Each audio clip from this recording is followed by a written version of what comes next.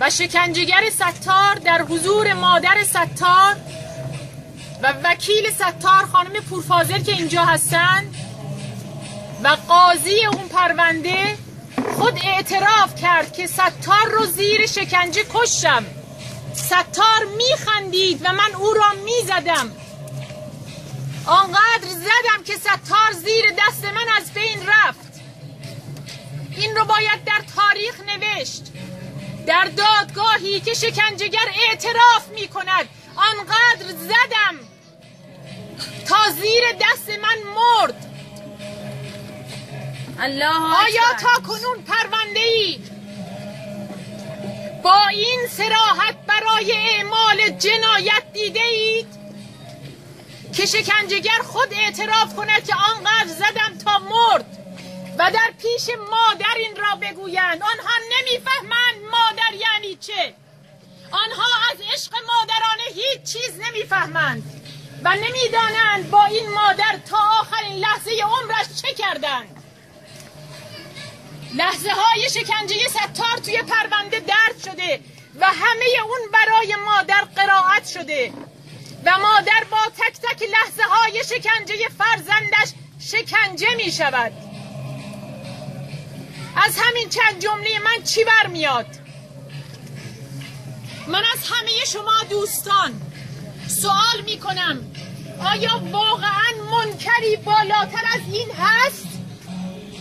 یعنی چه دیندار باشید چه دیندار نباشید،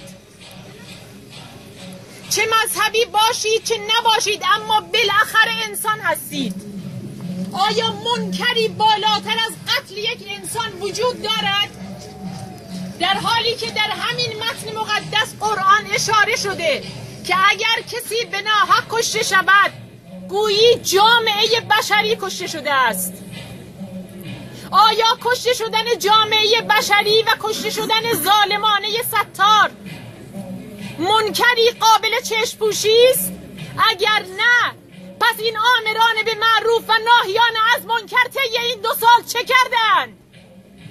چگونه است که امروز در مجلس نمایندگان مجلس طرح امر به معروف و نهی از منکر را علم کرده اند، اما 2 سال است که این مادر بر سر این مزار میگرید و ستار میگوید؟ چرا هیچ ناحیه از منکری تا کنون صدایش بر نیامده؟ چرا همان نمایندگان که در مجلس از ناهیان از منکر که در تشکیلات حکومت وارد خواهند شد قصد حمایت دارند، اما هیچ کس از صدای این مادر به عنوان ناحیه از منکری به زشتی کشته شدن یک انسان زیر شکنجه دفاع نکرده است؟ از کدام منکر میخواهید نهی کنید؟ به کدام معروف میخواهید امر کنید؟ آیا منکری بالاتر از کشته شدن بیگناهی چون ستار بهشتی، چون هدا صابر، چون حاله صحابی، چون ندا آقا سلطان، چون سهراب اعرابی و هزار آیا منکری بالاتر از این را جامعه بشری تجربه کرده است؟ پس چرا نهی نمی کنید؟ چرا در دادگاه ها به این قطعها رسیدگی نمی شود؟ کدام یک از این پرونده ها به سرانجام رسیده است؟ مال ملت را به تاراج بردن، اختلاس هایی که دیگر حتی روزنامه نگاران توان نوشتنش را ندارند، حتی گوش ها از شنیدن آن عاجزند. آیا منکری بالاتر از غارت اموال ملت؟ چطور نهی نمی کنید؟ چرا هیچ کدام از این پرونده ها به سرانجام نرسیده؟ آیا فقط موی من زن ایرانی منکر است که همه با هم بسیج شده اید؟ چرا 4000 موتور سوار باید در خیابان‌های تهران طرح بدهد که ما بیاییم و با بدحجابی مبارزه کنیم چون بدحجابی منکر است؟ اما این 4000 نفر کجا بودند وقتی ناله‌های مادران کشته شدگان از سینه‌هایشان برخاست؟ برادران و خواهران، حسین این روزها برای معروفی بزرگ قصد کربلا کرده. حسین آمر به معروفی است که علیه حکومت شوریده. آن حکومت ظالمانه است. حسین امر به معروف و نهی از منکر را علیه حکومت به کار گرفت، نه برای آل و خانواده و ملت خود.